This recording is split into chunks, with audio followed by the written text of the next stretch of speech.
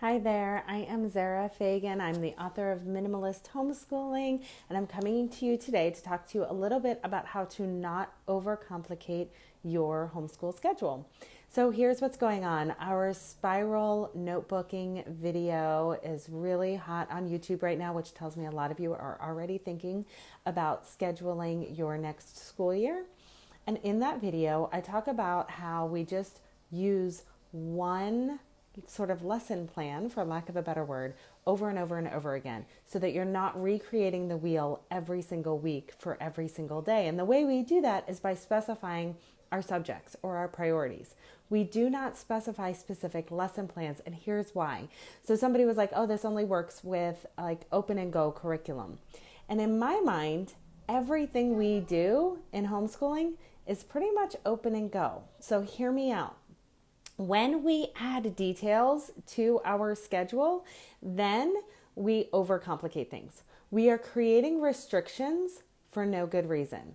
So for example, let's say on day 28 of our school year, we expect to be doing math lesson number 14. And math lesson number 14 is really tough. And you need to spend a couple extra days getting extra worksheets, working through it with your child because you feel like they haven't quite mastered it and it takes some extra time. Now, all of a sudden, because the next day says lesson number 15 and the next day, 2 days later, says lesson number 16, you're now behind, quote unquote, behind.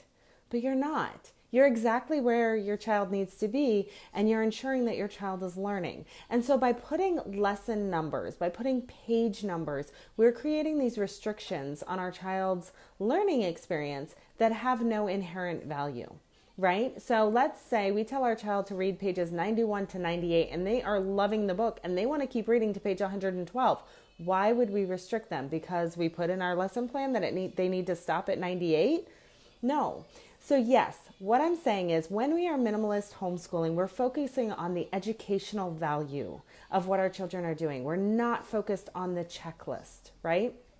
So the checklist is a carryover from having to manage multiple children and make sure that they are all following a sort of uniform trajectory. We are not bound by those sorts of restrictions in homeschooling. So think about what purpose does this idea of lesson planning serve in homeschools when we are specifying the page numbers or the lesson number or exactly what the assignment is, right? What is the purpose of that to you as a homeschool mom? And is it really necessary? So if we want our child to be practicing math, then we would write math during that part of the day, right? And then we would understand, and our children would understand that doing math means focusing on it for 30 minutes. Doing math means doing one lesson. Doing math means doing 2 lessons. Doing math means a certain amount of learning, not a certain number of pages or a certain, necessarily. When we say reading, our children then learn to understand that reading means you read the next chapter or you read for 20 minutes, right? And stop when you're at a good stopping point. And so that's how we do it. So I don't need to write that you're going to read pages 91 to 98. I can just write you're going to read. And then honestly, my child knows what their reading is because they have a little magazine holder with all of their school books in it. So they know exactly what resources they're using for their subjects. And this goes back to being a minimalist homeschooler, curating the best resources, and then being really intentional about how we spend our time. And so when you're going through your lesson plan, the point of sort of breaking it down into lessons also is to make sure that you're completing what you want to complete by the end of the year. And so you need to know in the back of your mind, you know what, we'll complete this if we do 1 chapter a week, 2 chapters a week, 3 chapters a week, and then that will determine how often you're putting it on your lesson plan, right? Because if you want to cover 3 chapters a week, you're probably going to put it on your lesson plan, at least you're going to put that subject 3 or 4 days that week, every week, right?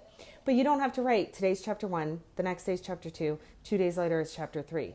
Like, you don't have to do that, right? And this also allows you to be a little bit more realistic about what you're going to get done in a school year, right? Because we're focused on what our kids are learning, not what boxes we're checking off.